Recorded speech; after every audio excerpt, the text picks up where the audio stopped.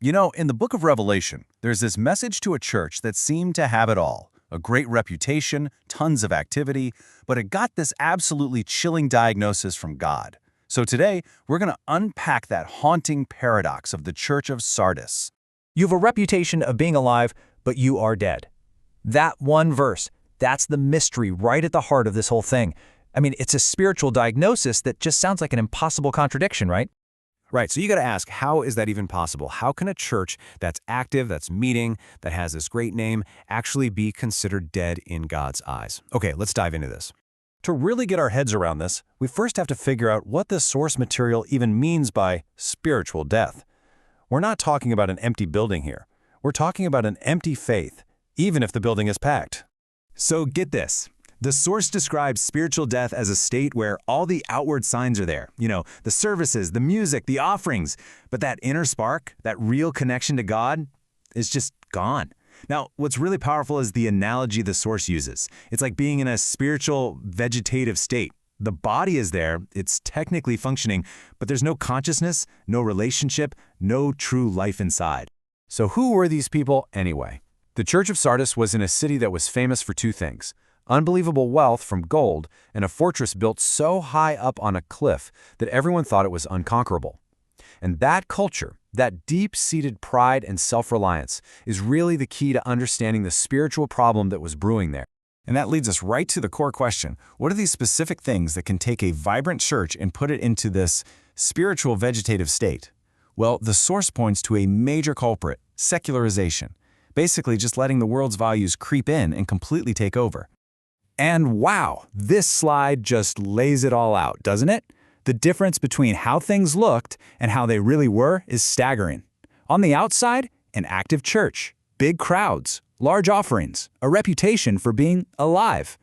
But the spiritual reality? It was a disaster. It was just form without substance, no real relationship with God, and it was secretly on the verge of facing judgment. The source points to four key symptoms of this decay. First, a focus on luxury and wealth, which sounds a lot like the city's obsession with gold, doesn't it? Then, worship became more about entertainment and performance than actual reverence. That led to this empty formalism, what the Bible calls treading the temple courtyard. You know, just going through the motions. And finally, their spiritual apathy really showed in what they were willing to give to God.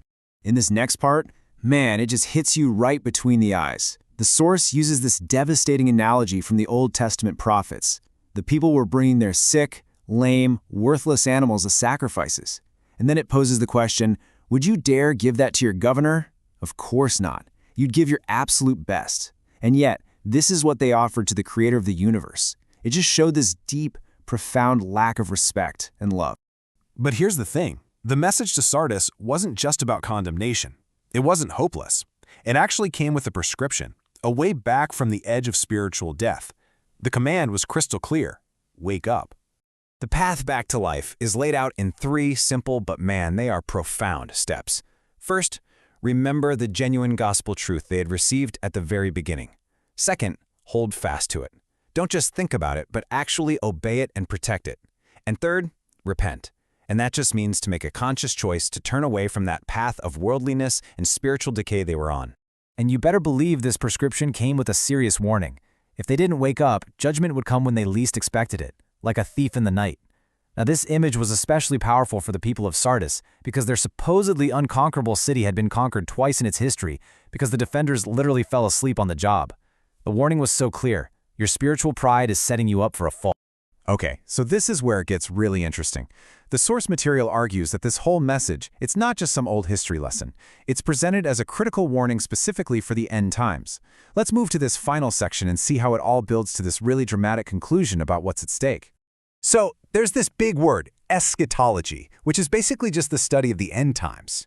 But the source makes a really bold claim here. It says eschatology isn't just one slice of the theological pie, it's the culmination of everything: the gospel, all of history, all of creation.